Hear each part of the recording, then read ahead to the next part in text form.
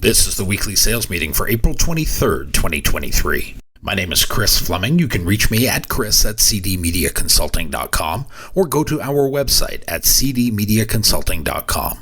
Today's topic is add value. Don't give away added value. Added value is a phrase that sends steam coming out of my ears. It has become commonplace in the media sales world, although it is less common in other pursuits. When people ask for add-ons in other businesses, they often come with a price tag. It is a common ask among media buyers and savvy clients. And in order to close transactions, sellers often cave to these demands, even though they may not have to do so. Some get accustomed to asking for more as a matter of course, but most sales organizations are not well versed in pushing back on these requests. We are well within our right to say no, but we are not often practiced in the art of turning down this request. There is some risk in pushback, yet it is much less than you may imagine. If you do not practice the fine art of saying no, you will freeze in the moment and cave at the point of impact. Then you are stuck with a suboptimal deal that may become a future albatross. Remember, the terms you agree to today will become the standard bearer for tomorrow. Make sure the deal terms are the ones you can live with long term. By now, you may be thinking that it's not that big of a deal. So what? I caved a little on the front end, and I got it to the close. Closing is like an exercise program. It isn't a one-and-done action. It is a long-range course of action. You have to protect the long-term health of your sales franchise by not giving away the high ground. It is okay to say no. I have found a simple, well-placed, resistant pushback usually puts these asks in perspective for your buyer. When I get asked for the ridiculous, I respond by turning the tables. My question is, what is available for that same deal at your place of business? It is a simple question asked calmly to reframe the conversation, and I have practiced this exchange, so it is a natural part of training the buyer in what kind of relationship we're going to have.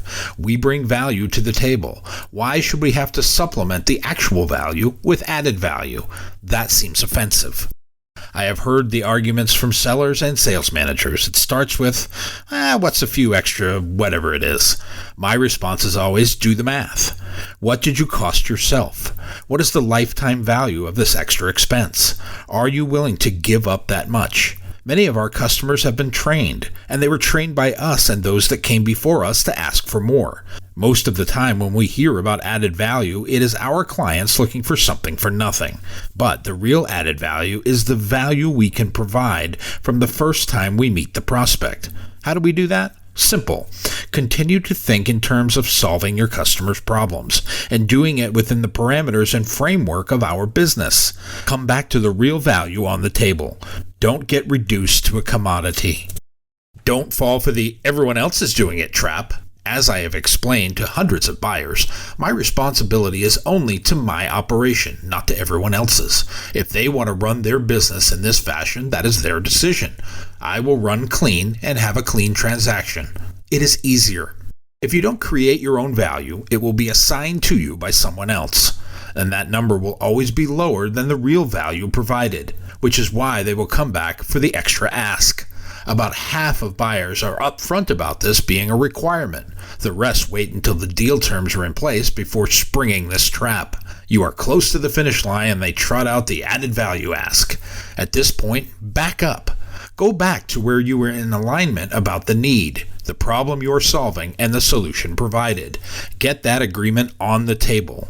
This retracing of the steps to where you are both in alignment can get you out of the added value discussion. It is value, not added value.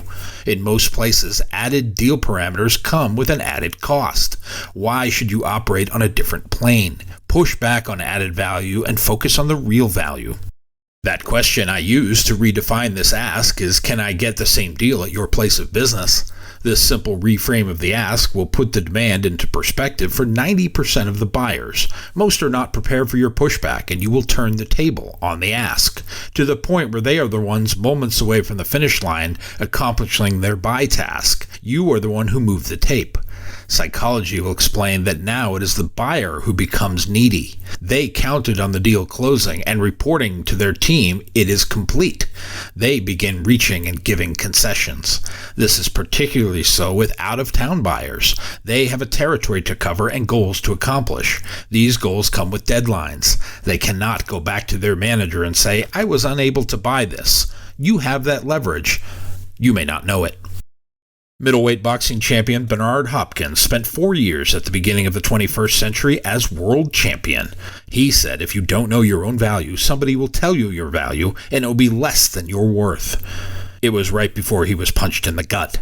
The business ideals of the boardroom have taught a whole generation that in every transaction there is a winner and there is a loser, and that is at odds with the idea of the win-win scenario you hear about now.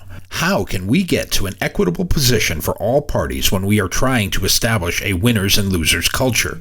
It puts our selling culture at odds with its practice. One solution is to get the idea of the win on the table at the top of the conversation. Ask your customer, if we can solve this particular problem, what does a win for you look like? Get them to define the win. This will take the pressure off of creating the inequitable win at the end. You can only do this and hold this position if you are always bringing something of value to the table. If you are trotting out last year's offer with a date change, this will not work. You have provided nothing new of value and have lost your leverage point. Mary Barra is the chairwoman and chief executive officer of General Motors. With her appointment to this role, she became the first female to be named CEO of a Big Three automaker. She says, "My definition of innovative is providing value to the customer." This is real value.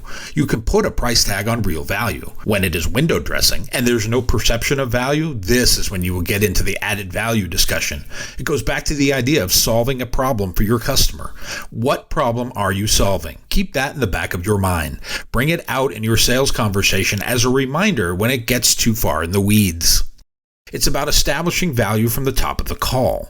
Remember what it is you represent and what the value is. It is the role of the seller to establish value in the product. The value is created when you solve a problem or offer an opportunity. John Naisbitt was an expert in future studies. He was an American-born author and public speaker. He released the 1982 book entitled Megatrends, 10 New Directions Transforming Our Lives. It was a New York Times bestseller for more than 2 years. He claimed value is what people are willing to pay for it. The buyer will revert to their perceived value if we do not establish our own. And then you will be fighting an uphill battle for the entire relationship. If you are purchased as a commodity, this will happen. There is no attachment to what you can do and how you can do it. You are the same as everything in the market. There is no point of differentiation. Don't give away the house. Resist dropping the price. Rather, position your solution as a customer-focused solution. Position it as a solution that adds value, and it will if it solves a problem or offers an opportunity. What are the strong points? What do our customers think? Ask them and find out what the real value is to your prospects and clients. Seek ways to increase the value of the service you are providing. Lay the groundwork from the beginning. This is part of the discovery, knowing what there is to know about the current situation, then looking for that opportunity where you have strength. Continue to uncover what the real drivers are for that business. Fit your solution into those drivers.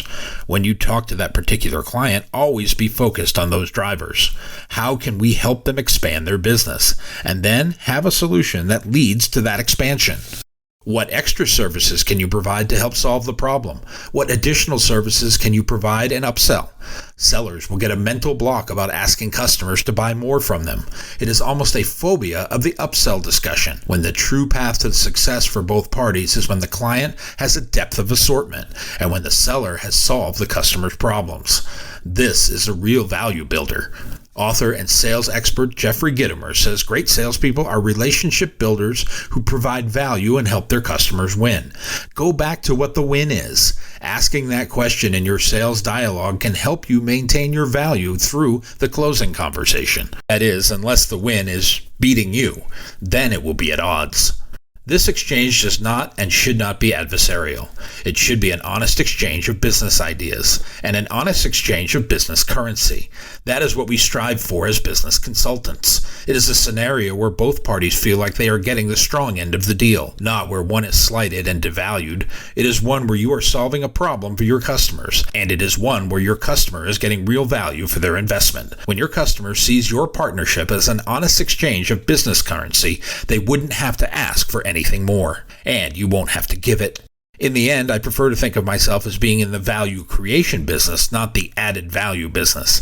Added value is what it implies. They didn't see real value in you from the start. My book, Yes, I'm a Salesman, You Can Be Too, is now available on Amazon.com. If you like what you have heard here today, please consider ordering a copy or two. You can always send one to a friend. Go to cdmediaconsulting.com right now and follow the instructions to order.